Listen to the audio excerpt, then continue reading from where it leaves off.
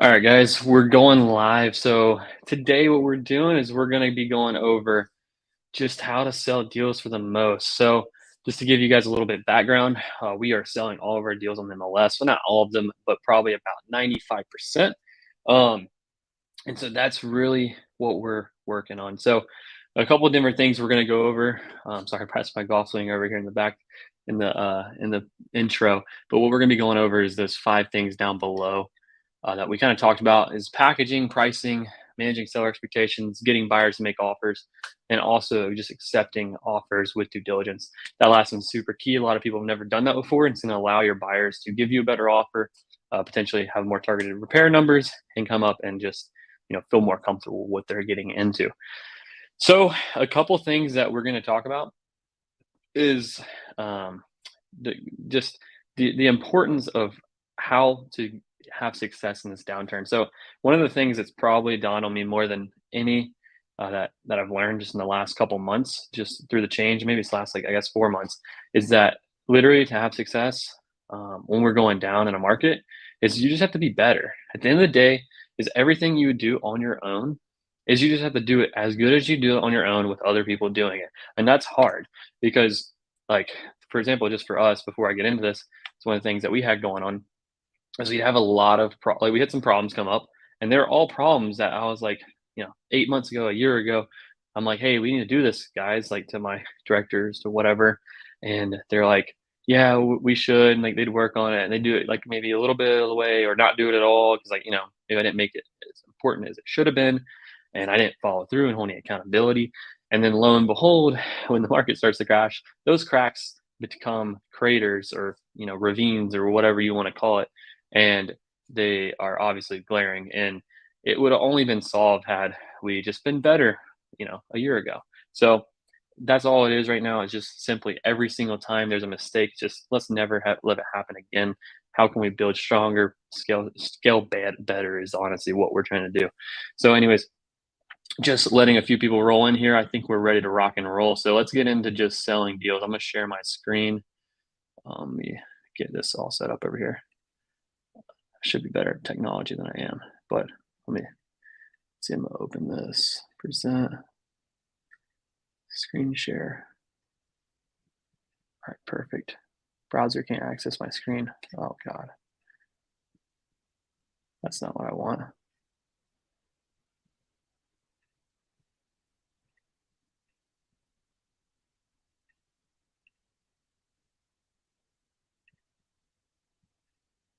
Okay, there it goes. Can you guys see this? I believe you should be able to. So yes, you can. Perfect. All right, so let me see if this is a better view. This looks like a better view to me. All right, so we're gonna start, again, we just got this beautiful um, Google Doc, no PowerPoint. But there's another thing that I wanna go into. It's gonna be a bonus at the end. It's about finding people if you're not listing on MLS, because there's a few things that we've been doing where we've been able to find retail buyers who would be on the MLS, but um, you're not actually listing it. So we'll go over how to do that and what we're doing. So kind of the conversation we're having. So first off is packaging. So this is really super critical. Probably one of the most important things that you can do, especially if you're listing on the MLS. If you're giving to your buyers off market, if you're giving to whoever it is you got to give them good pictures. So there was a statistic. It was the investor machine guy or investor lift guy. Sorry, Robert Winsley. He said that things with videos and pictures, I believe is what he said, is they sold twice as good or twice. Like I don't know how he came up with that word, but that's what he somehow said in like the CG presentation. So having over 40 pictures, having video walkthroughs, having all these things like the Matterports, all these things on the MLS, make a big difference. Now, if you're selling to flippers and stuff, having video walkthroughs of everything, super critical. I'm going to pull up a listing we actually have. Just to show you guys the quality of what we're working with. So I'm just gonna pull through this. I'm just gonna do this listing review and kind of like let you guys see what we're putting out there. And it's the same thing we're sending out to all of our buyers. So this is an example. So this house, we actually, there was one that went on the market that was like the same as ours for 10K less, and we sold it for 10K more than what the other guys were asking. So this is the front picture. So nice, big, looks good. Actually, oh wait, I'm sharing the wrong tab. Oh, guys, here we go. So I'm on this picture. So this is the house. You can look at it. It's on Zillow. We're under contract. We sold it for, I believe, 10K more than this other listing that was up. And it was the same condition. Maybe theirs a little bit better, ours a little bit better. It's right around the same. Perfect comp. So, anyways, here's the front picture, nice and square. We got this big living room picture. And again, this is virtually staged. We did this for $16 as virtually staging picture. It's an absolute game changer. We had one listing, just to give you an idea. We were getting like one or two people coming in every once in a while, and then we virtually staged it, and we were getting like 6 people coming in, walking the property and doing all that. So the virtual staging is huge. People love it. It looks great. um, they come in here, they make the lights brighter, they edit it all up. These kitchen tables, these are virtually staged. You see in the bottom right. This, look at the other side of the living room, look how big it looks. Like, it just, the picture is that wide angle picture. Same thing with the master. We got the master nice and open and everything there. This is another just foyer shot, master again from another angle, foyer, yada yada yada. And also just the good tour of the house. Like, look at all these wide angle pictures. They're up high, they're all this, they're all that. And I could pull up, like, let me just pull up like a picture of like another one. Um, just like one I got sent today from someone else. So here, I'm gonna show this other one, and this is just an example of what most wholesaler pictures look like. So this is just the front. This is this. This is the kitchen. This is the kitchen. And like, people will post this or share this out. Like, this looks horrible. And I'm not like roasting the guy who did this, because like, it is what it is. But man, like, if you saw this versus seeing this, what are you gonna go and look at? Even if you're a flipper, like, this just looks way more appetizing. Your creative juices are way flowing. So anyways, get those pictures dialed in. Go in there, get some professional pictures, teach your guys how to make it look like that. Buy a camera with a wide angle lens, do that whole package. So that's number one. Next one, since we're on this, let me make sure we're on the right screen here. All right, perfect, we're here. So next thing is, we got this this bio, this description, whatever it is. So go to the local comp you have on MLS. Take that local comp, exact property. Maybe it's even not even the area. Just take that comp. It could be any location. We'll throw comp out of the house. Same house, same repairs. Just copy their, like, if it's sold and it looks like it's sold for market value, what you deem to be market value, then just copy it. Just take it, copy it, and make it your own. So like, for this, like, charming traditional 4-bedroom, blah blah blah, imagination, this house, your taste. The big one right here for the MLS is big, is seller credits are available. If you don't know how seller credits work, you need to go and watch a video on it. I can drop a video, so if you want to see it, just comment below. Just say like seller credits below, and I will make sure you get the link to the video that I'm talking about. But it teaches you exactly how rate buy downs work. You can get someone's loan dropped roughly between $200 to $700 a month on their loan by giving seller credits to where they do a rate buy down. So that's a big one. Also, what it does is seller credits allow your buyer to have more cash at closing. So like, let's say they want to do repairs and they're like, I don't have the cash to do it. Well, hey, what if we increase the purchase price to 10K and give you 10K in credits? Then, they net $8,000 more credit, 20% down, right? They net 8,000 more in credits and cash. They less have to bring to closing. So instead of 40,000 down, they put 32,000 down. Now they got that 8K to put towards, painting one of the rooms, or redoing the flooring, or making the bathroom better, whatever it is. And that has gone a long ways. So anyways, that's a big one. You can read the rest of this if you wanted to pause it, go to the address, look it up, do whatever you guys want.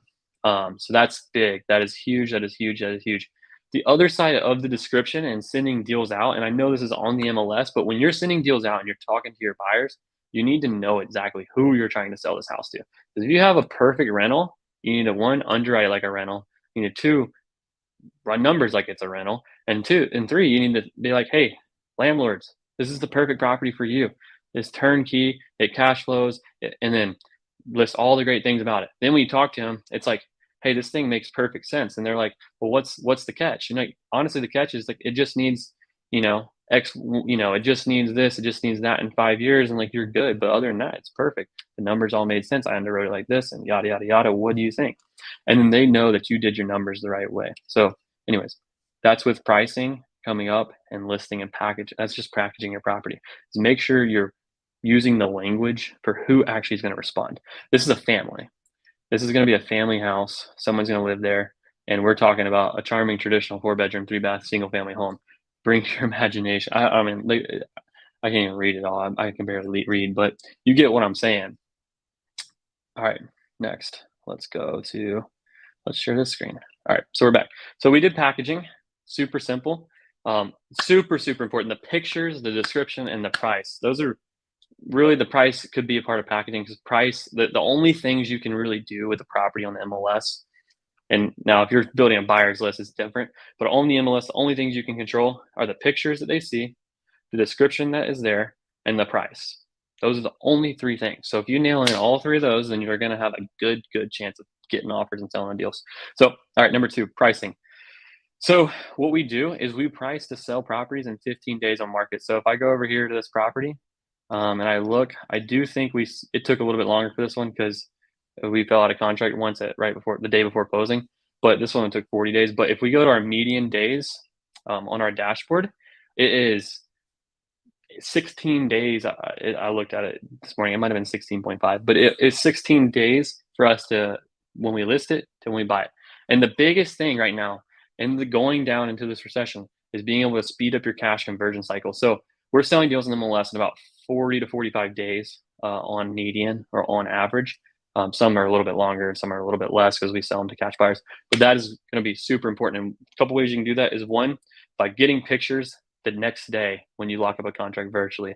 Then get on MLS, price it for 15 days. And the way we're doing that is we're mainly looking at active comps. So if there's, let's just say that, you look at the sold comps in the last 30, 60 days and you're like, okay, this thing's definitely worth 300.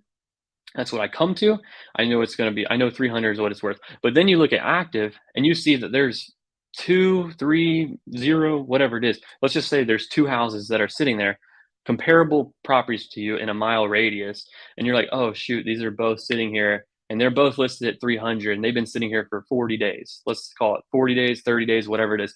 And my house is not as good as theirs. Or maybe it is as good as theirs, but it's like, I need to sell in 15 days. These have been there for 40. So I'm going to price my property at like 275 or 280. So I know that I can get it sold and I get it done.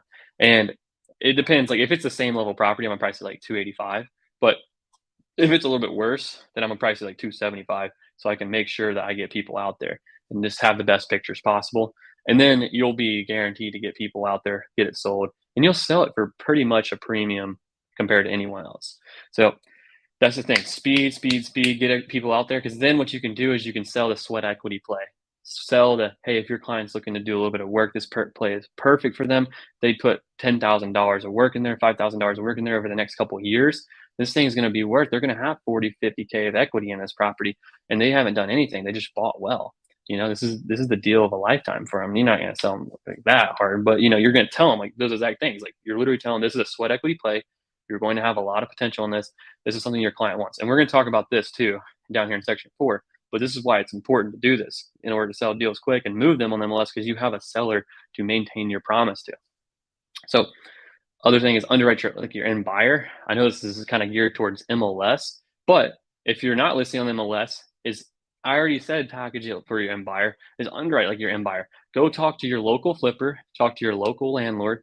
All these people, get 3, 4, 5, 6 scenarios of people who that are doing the business and say, hey man, how do you underwrite your deals? Build a relationship with them so you can ask them these kind of things. Send them deals. What would you be like? How would you underwrite this one? Where would you be? I have a buddy, Vince in Atlanta, who they flip a lot. So I just asked him the other day, I was like, hey bro, with the market changing, like how are you guys underwriting your ARVs and doing this? He said they're taking 10% off ARV when they're purchasing. And then they're wanting a 40K spread and they are looking to take out repairs. And that's kind of how they're underwriting. There's a bunch of different strategies. So you just got to ask your local guy and that's it. So next up is talk to people who are buying and then price just like them. I mean, just the same thing. It's like if you know how 5 people are underwriting, put it in the well, one, try to find, if you got two guys who are way higher than everyone else and you got one dude who's way lower, probably don't send the way lower guy, send it to the way higher guy. So yeah, basically that's it. Number three, manage seller expectations. Let's get this one going. So this is going to be super important moving forward. I'm actually going to talk about this one fourth because I think that I'm going to talk to this one actually after five, because I think that this one's probably more important to talk about after we get the offer. Actually, no, screw it. We'll talk about it right now. So managing seller expectations. So this is a big one, is having a good intro call, walking the seller through, like when you get a lead on dispositions, it should be like a new lead. You need to walk them through exactly how the situation, how the deal is going to unfold, and what are the steps. Pretty much, you're telling them all the things. You're confirming condition. You're confirming the things from acquisitions that got told. You're setting up pictures. You're setting expectations for how walkthroughs are going to go. Hey, I need you to communicate with me very well. If I call you, I need you to call me back. And if you don't answer, what do I do? What do I do? What are my next steps? I also let them know when I call you, it's only going to be for an important reason. I'm not just calling you to chat. I'm calling you so I can get your house sold and get this deal done for you. That's my job. So I need your help. Setting the stage with them, letting them know very clearly what's happening, letting them know who's coming out to their property, who's going to be there, what are they doing there, yada, yada, yada. So they feel good. And then what we do is after we set the intro call, we set the stage. We'll also ask them how soon can they move the date up? What do they need moving the property out? Like confirm vacancy. That's all done on the intro call. So, for us, we lock it up virtually.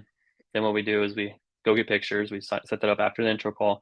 Then once we get the pictures, this is when we have what we call the realignment calls. And we're having the realignment calls. There are multiple calls throughout the process.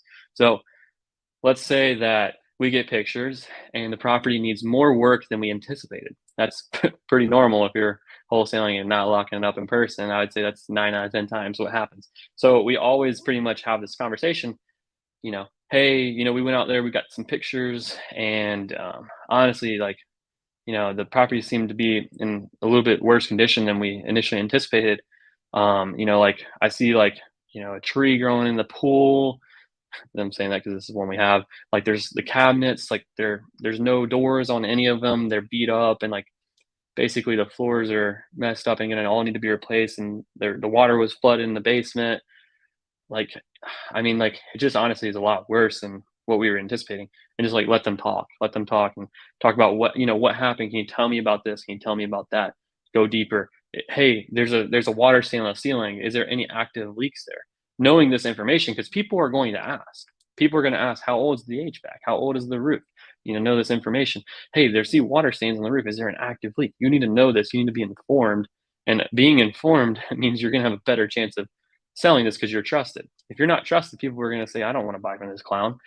So that's what we're doing. And we're doing that every single time we get pictures, as well as every single time we go out to the property. So that's the picture one. When we go out to the property, we're telling them the same feedback. Hey, look, here's the feedback we got. The rooms are small. It definitely just, we're confirming, hey, look, the feedback we're getting from our contractors and our retail investors is that it just needs, the repairs number we're coming in at, it's a lot closer, like 65 or 70,000. And we, like we said, we were initially anticipating 30 or 40,000 on our repairs, and just like see what they have to say. And then, hey, look, they're like, you're lying to me, blah, blah, blah. Hey, what we're going to do is we're just going to keep sending out our retail investors and our contractors and some of our other partners out there. And like, I think we can do this. I think we can maybe get this done for you at the price. It's going to be tough, but I just need to be able to send this to as many people as possible. And just having this stage set with them to where they know this is going to be challenging. It's not going to be easy. And if you feel like it's not going to be easy, it's not going to be realistic, it's just to tell them, hey, look, I don't know if it's going to be realistic for us to be able to get, 200. I'm just letting you know that. And then see what they say. It's like, hey, just keep sending people out there like you told me. And then what happens next is now you set their expectations low, you've managed them right. So then when you come in after getting your 3 offers for your property that you've done, 2-3 offers, and what market value is, now all you got to do is you just tell them, hey, like after sending a bunch of people out there, we've sent 6-7 people out there at this point in time. I mean, yeah, we're not going to be able to be at that 230. We're going to have to be at 200 or whatever the number is that you have the price reduce them down to. And that's exactly how you're doing it, and you're having the conversation with them to get them to overcome other objections and, basically to say, here's why, here's what's going on, support your reason, all that kind of good stuff. So, anyways, that is the seller aspect of all of this. But in order to do the seller aspect, you have to stick to the macro strategy of Dispo right now, which is to just get offers. To just get offers. I'm getting a phone call from Ryan.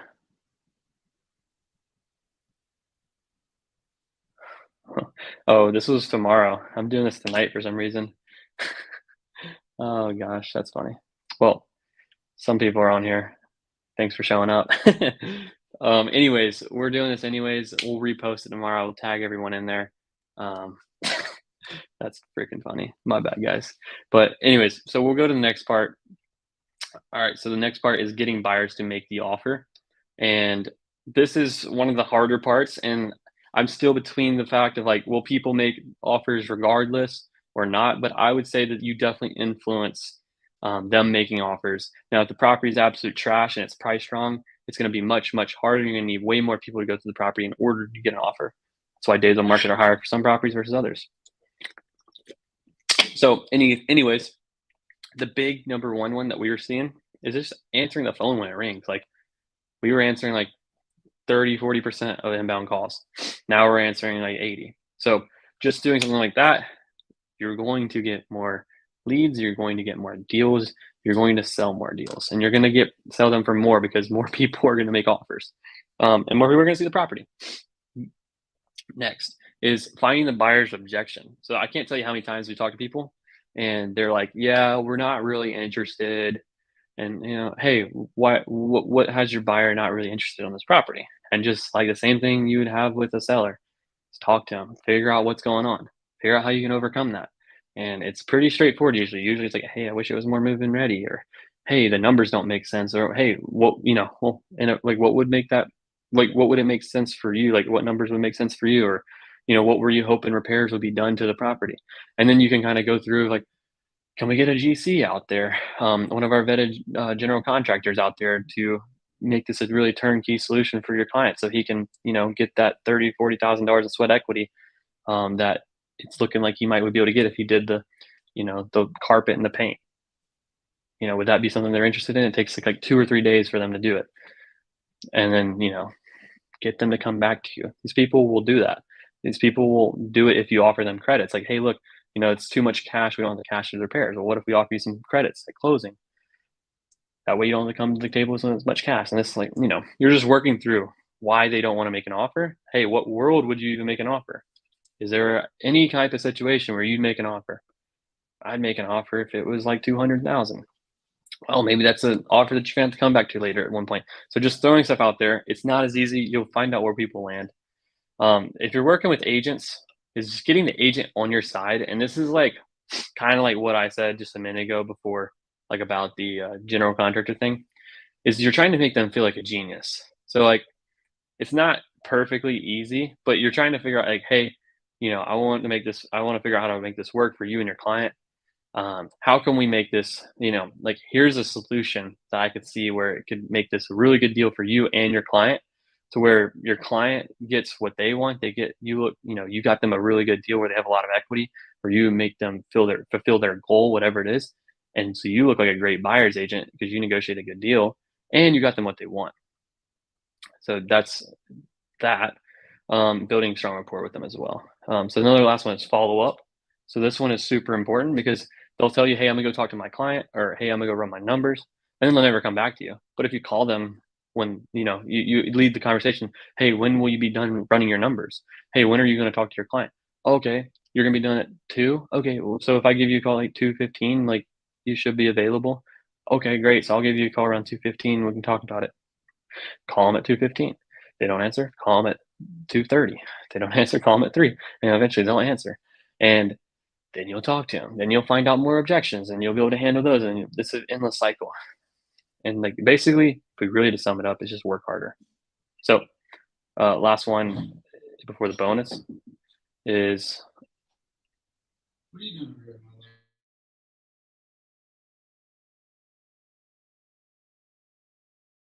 Gino hopped in here.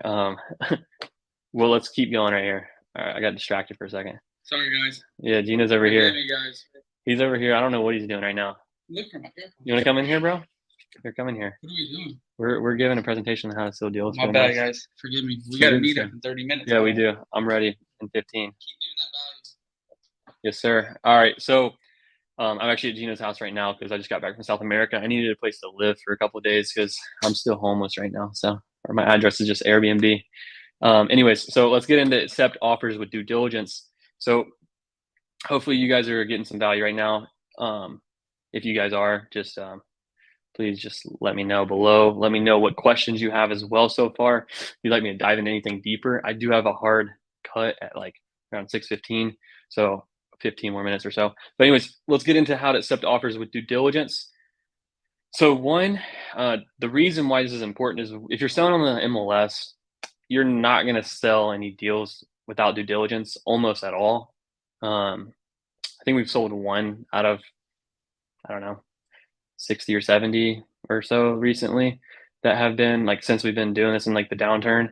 I guess it's been like out of like 40 since the downturn, but since the rates changed, and that's one, literally uno. So you're going to sell it with a DD, and the best thing you can do is shorten the due diligence. But the reason why we need DD is because it makes people feel much more comfortable in what they're actually getting into. Because a lot of these people are a little bit less sophisticated. They are a little bit less aware of like all the exact details. They're not like running their numbers. Like they're like, oh yeah, that takes, it's $20,000. Okay, this is like 5. Okay, yeah, 25. I'm good there. I got a little buffer, all that. No, they need to go down. They need to run it in a spreadsheet, and it takes them a little bit of time. They need to get an inspection because they think inspectors know everything, and they need to do all these different things. So that is why it's important to do due diligence. But here are the things you need to do internally to make sure you're putting yourself in a good situation when you're selling with due diligence. Because most of the time, I'm gonna be honest, most of the time, if you do these things, like probably I'd say 4 out of 5, maybe 5 out of 6, a little bit more than 80%. People are making it through due diligence with us, and they're not having anything on the back end. They just want to make sure they feel good. So here's what we do: shorten due diligence. Most people are going to come in and hit you with 7 days DD. So the basic way to talk this down is, hey, if you don't mind me asking, what are you going to be doing during what's your client going to be doing during their due diligence? Oh, they're just going to be doing an inspection. Okay, so they're just doing an inspection, no appraisals or anything like that. Okay, yeah, correct. Okay, how long does it take for you to schedule an inspector and get him out there, and for him to get the report back to you? Oh, it takes him, like a day to get out there, and I'll contact him like right after this call or once we get the contract signed. So, you know, I guess what, maybe I'm gonna say we get that signed tonight or tomorrow, then maybe a day. So he's out there done with the report 2 days. Okay, so it takes him 2 days, and then like what your client needs maybe like a day to just review the inspection and then to run his numbers and over that. Yeah, that sounds good to me. That seems right. Okay, so we could probably do a 3-day due diligence then. Yeah, okay. Every time. It's so that's one. If they are dead set on like the objection that we get a lot is like, well, what happens when the inspector can't get out there within the time that we said? Hey, no worries, that happens. I completely get it. If he can't get out there when you ask him, and he can't get out there in the day like we talked about, no big deal. If it's 2 days, 3 days, just let me know. We can be flexible. We'll rewrite a little due diligence extension, and we'll extend it out. It's no worries. But I just would feel much more comfortable if we were able to stick and keep things quick, just for our seller. Okay, great, perfect. Boom. Vetting your buyer. So, what does this mean? Really, is like you're kind of going to run this through during the shortening of due diligence. Is like, hey, look, I know they're going to be going through due diligence. You said they're going to be getting an inspection on that day that your client is going to be, rerunning his numbers, looking at the inspection. Like, what would they be looking for in order to maybe back out of the agreement? Okay, they want to look this, they want to see this, they want to see that. And then like if none of them are like flags for the property, or if it's like I just want to confirm like that this actually needs to be repaired and this is all that there is. Other than that, like we're good. Like, if we saw extra things, like we would just want to, probably just come back and like ask for some credits or something to do some of the repairs or whatever it is. If everything checks out and it's exactly how we think, then we're good to go. If in some people will be like, yeah, if anything over like paint or fixtures, like we're going to back out. We're not looking for anything more than that. So if you know the freaking HVAC is on its last leg and it doesn't even run, and like they're probably not going to be there. If you know there's like foundation crack, like these major things, like there's no way they're going to do it. So you'd have to address that right there. And then also just like, okay, great. So it sounds like your client's pretty aware that there might be some repairs that need to be done, and they're comfortable with that, just to get the sweat equity in return. Again, selling the dream at all times, and that's really it. So once you do that, you have that conversation, you have aligned, you've set some good expectations of what's going to go on. The last part is just increasing EMD. And this one's just pretty simple, just so you are more secure. We had someone back out literally the day of closing because property taxes went up because they couldn't sign approved for a loan. So property taxes going up $5K and made them not approved for the loan, which backed out at the day of closing. But we got $5K for it. So it is what it is. And we found another buyer a couple days later. But so make sure you tell them that it is a $5,000 earnest money. If it's more expensive property than that, then definitely keep it above 1%. We like to keep it 5K minimum and go through there. And a lot of times we get the objection of like, we're tight on cash. Obviously, earnest money goes towards your cash coming in at closing, so hit them with that. And that's pretty much it. So those are the main big things that I wanted to hit on. Now we got some questions over here. I'm going to read them. So let's see. Mikey Hughes, let's see. Chandler went rogue on a day early. Yeah, that's facts. I should probably read. Honestly, when Ryan sends me texts, I don't always read them perfectly. So, but yeah, okay. So some people want to see the dispo process. So we'll get that video out to you guys. If that's the case, again, just comment. Comment. I think it was 25K. Just comment 25K right now. You want the dispo video for the process. But I'm gonna give one last gem right here, and this is honestly has worked pretty well. There's two things, and one Gino has talked about a lot on his YouTube, which is like finding the buyers who have bought 2 properties in the last like 8 months. That's a really good way. I do think that works very well, especially if you don't have access to the MLS or to these other, to listing on MLS. If you don't have access to listing on MLS, send me your deal and I will make sure we can come and renegotiate. If you can't sell it, of course, like we'll renegotiate access, get them to sign the contract, and we'll get it on the MLS and teach you how to do it. So that's one thing. So send me your deal, and I'll underwrite it, look at it. I think Mikey, I do believe, no, it wasn't Mikey, it was someone else. Someone sent me a deal and I got to look at it. But we're doing it for a guy right now. He couldn't sell it, and looks like we're going to be able to do, it looks like it should be pretty much like around a 50, 60K deal that we're able to make from nothing. So that should be pretty good for him. But I do want to pull this up real fast. I'm going to go into the MLS real quick. Sorry, I'm hiding my screen. You guys don't get to see the login.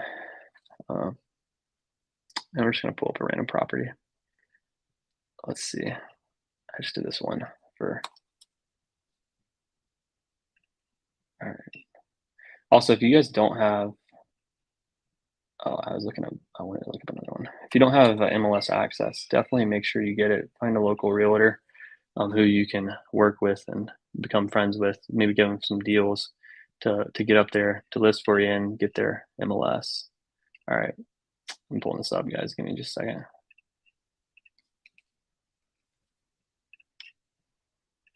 I'm almost there. All right. So basically, I'm gonna change my screen now. Oh, I forgot to put the address in there. That's gonna change the game for me. All right. So you guys can see my screen now at this point. So I did 180 days sold. Normally I'd do like 90 when I'm running comps or whatever. Actually, I'm gonna do it because I can't truly tell what's going on over here. Should do 80. All right. So there is a property over here. This is the reason why I know this one works is because we just did it. He just texted me and said this guy wants to see the property. So we have this property for sale. It just needs some work. Please don't look it up or call it. I will get mad at you if there's anyone coming in and calling them. Yeah, you'll never get to see all these details again. So where was this thing? What was it? It was like Oh, this one. Yeah, this one. So basically what I did is I just looked around. I was looking at listings that were active, um, and just seeing if anyone had any interest. So this, oh no, it wasn't this one. Shoot, was it? It was Baker though. Where was it? He had it. Maybe it was up here. He had it listed for 2. His name was Bill. Maybe it was this one. Yeah, I think it was this one. Anyways, so this one's like, this is a pretty decent, like, comparable property. And what I would do, and just ignore like everything that I've talked about so far because I clearly am lost my mind right now. But anyways, so just go here, find pendings, find actives. Basically, when we're going through our underwriting stage, what we're doing is we're really quickly calling all the active comps that are in the area, asking them, hey, I have a property that's pretty similar to yours, and I just didn't want to undercut you on pricing. I was going to take it live, or whatever. I have an off market property, and I was looking to take it live on MLS. I just didn't want to undercut you. Did you have were you getting some good feedback at your price point for your property? And like if they say yes, like okay, then you're in the right zone. If they say no, then you probably want to list lower and like be like, oh, man, like I have the property. It needs a little bit of work. Just tell them about it and see what they say. They might give you some good feedback. I was looking to find out. If I didn't have to take it live, did you have anyone who was looking to maybe purchase a property like that one that maybe you didn't accept an offer for, or maybe like they just passed on it for a certain reason, but they could fit mine. Like it just doesn't need as much work, or maybe it's like it needs a little bit more work, or we're a little bit lower, or whatever it is and it's off market right now, and just kind of tell them they might say, I don't know. Just be like, okay, well, or I might have someone, or I don't know anyone. Then just tell them like, hey, look, what we normally do is, people just send it to a lot of the people who made offers on their previous properties, or who they didn't accept. It was other offers or whatever, and basically just go and show this to that buyer's agent or whoever, and you can maybe work out a commission agreement. Or if they're not represented and you have their contact, you can represent them and we'll pay you a commission as well. And we're getting people sending us offers and doing things that way. So that's a way you can sell properties for retail. And I hope I explained that well, because I got a little flustered. I couldn't find the actual property. I think he took it down because it was right here. But anyways, let me know if that was good for you guys. Did that make sense? If I can get a comment, just like a thumbs up or something, that'd be ideal. If not, I can totally explain it again. I'm just gonna assume that it was probably good. But anyways, that is the most of what we have going on. If you don't know how to get the property on MLS, get it on MLS.